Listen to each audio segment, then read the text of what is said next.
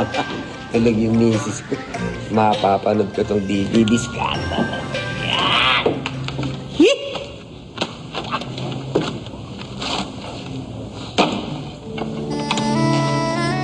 Wow! Umpisa pa lang aksyon na!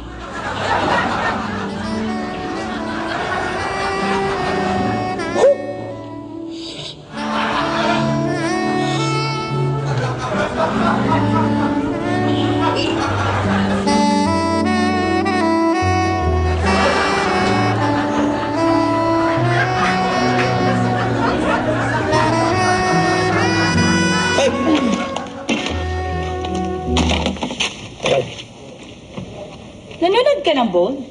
Nanonood ka na naman ng Bold, ano? Hindi. Hindi ako nanonood ng Bold. Pinapanood ko yung wedding natin. Diba? Ako naman ako lagi kung pinapanood yung Talaga lang, ha? Wedding natin ang pinapanood mo.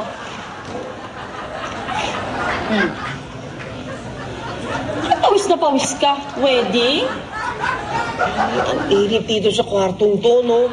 Siyempre pinagpawisan ako. Hira ka naman, no? Alam mo, feeling ko may ginagawa ka naman kalukuhan. Bakit ka nanonood ka ng Bold, I'm sure. Ayan, oh. Kadiri ka, ha? May mga tissue ka pa dyan. Ang bastos mo. Ay, ikaw ang bastos. Ang sama ng inisip mo. Kaya maraming tissue dito. At siyempre, pinagpawisan ako. Siyempre, pinahin ko yung pawis ko. Ano kala mo? Manituloy, huwag mo itutuloy.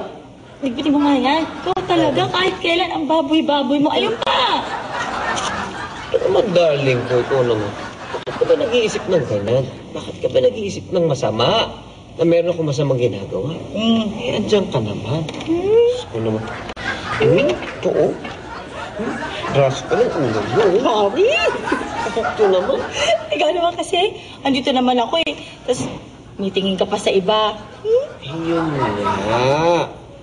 Kaya dapat huwag mo ako mag-isipan ng masama. Halika nga, matulog na tayo. Halika na, halika. Sige, mauna ka na. Natatapusin lang ako. Ano tatapusin mo? Tatapusin ko yung pinapanood mo.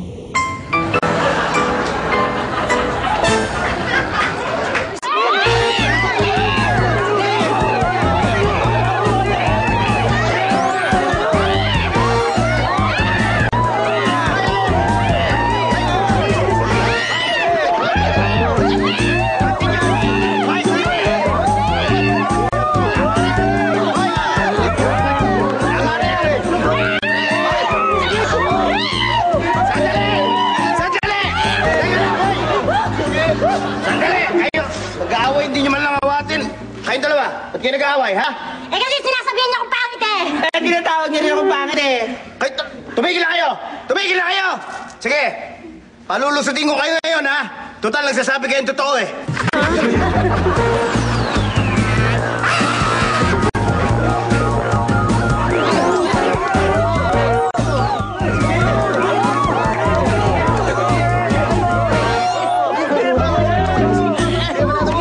Hoy, tumabi ka dyan.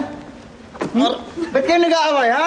Ba't kayo nag-aaway? Siya po kasi, sinasabihan niya ako, bakla, alika na, away na tayo. Sandali, bakit? Away mo ko!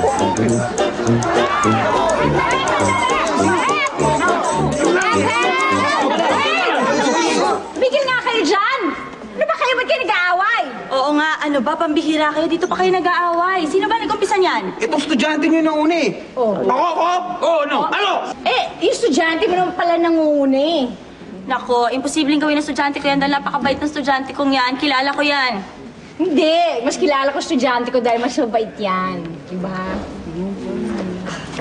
Estudyante ko, kilala ko dahil mataas ang grades yan. Sumusunod yan. Mas mabait yan sa estudyante mo. Ay, Pepe, parang mali ka naman yata doon. Talaga mas mabait yung estudyante ko. Dahil kilala ko yan eh. Mas mabait ang estudyante ko.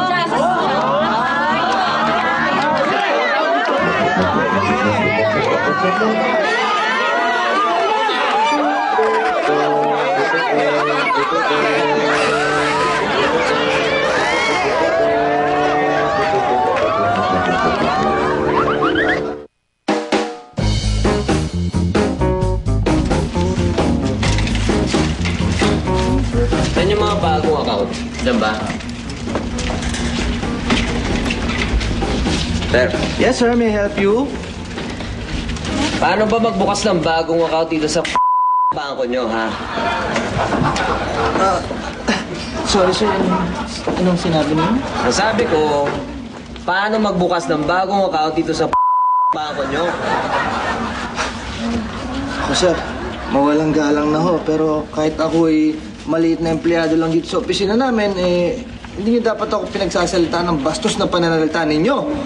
Bastos! Asan ba yung manager ninyo? Tawagin mo nga. Tawagin mo.